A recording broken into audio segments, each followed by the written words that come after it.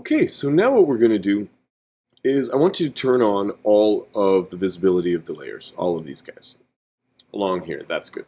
And you'll notice that the beach layer is underneath the pineapple. You can't see the beach layer at all. So what we're going to do is we're going to make this visible. And you have to understand that the layers they have something that's called a stack order. So in other words, because the pineapple is on top of the beach layer, you can't see the beach layer. All right, so what we're going to do is we're going to grab the beach layer and pull it up over top of the pineapple. It's going to turn 2 blue bars, and then I let go. And then boom, see? Now you can see it over top of the pineapple. So the order of the layers is extremely important, and that's one of the things you guys were missing in the previous assignment. Now, you can also play around with the opacity, so how transparent different layers are. So if you take a look right now, the beach layer is currently at 100% opacity, and that's the default for all of these right here. But you'll notice, I'll turn the postage on and off, that the postage is kind of taking focus away from the flower and everything like that. We're going to reduce its opacity. So there's 3 different ways you can do this, of course.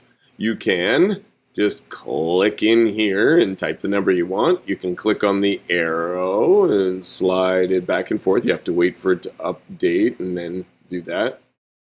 Or what you can do is you hover your mouse over top of the word opacity and you click and you drag. And I want to go down to about 25. There it is. Right there. Please do that. And save what you got while we're here. So Command S. Control S. Okay. Okay, so now what we're going to do is we are going to duplicate the pineapple. So you select the pineapple layer and right click or control click on the edge of the word pineapple right here. Don't do it on this guy. So we want to see this right here instead of this. So we click here and we say duplicate layer, which is way up here. And we got pineapple copy. We'll say okay. Good. So after we've made the pineapple copy, we're going to change the blending mode. It's the way that the layer interacts with the other layers that are underneath it. And for this particular one, we're going to change the blending mode. This is set to normal right here. We're going to change this one to overlay. So go on down here, and you'll notice actually, see all the different things that it does as I go up and down? See that? We're going to pick overlay. Right. Now the overlay mode, it creates a vibrant, more colorful pineapple with deeper shadows and brighter highlights. All right, so you can see how it does that. And then we're going to pick the postage layer, and we're going to choose multiply from the blending modes right here.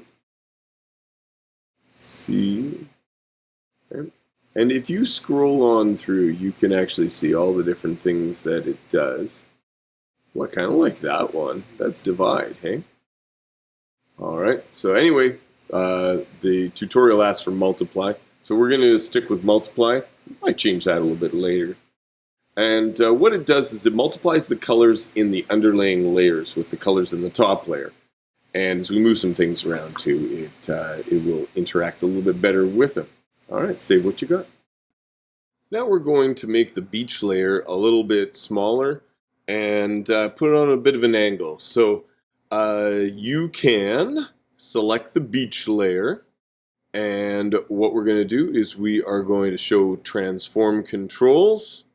I'm going to click on it. As soon as I click on one of these little squares right here, then you'll see that we get a number of different things across the top, different settings on the top. If I drag it down, see how the percents are changing right here, all that, and so Going down to there, and I want to, actually, I think I probably want to put her down to about 50%. Around there, close enough to 50. Then I'm going to put it up around this point, and I'm going to rotate it slightly. So, we'll put it on a little bit of an angle, kind of like that. There it is. Did you see how I did that? I'll put that back right here for a sec.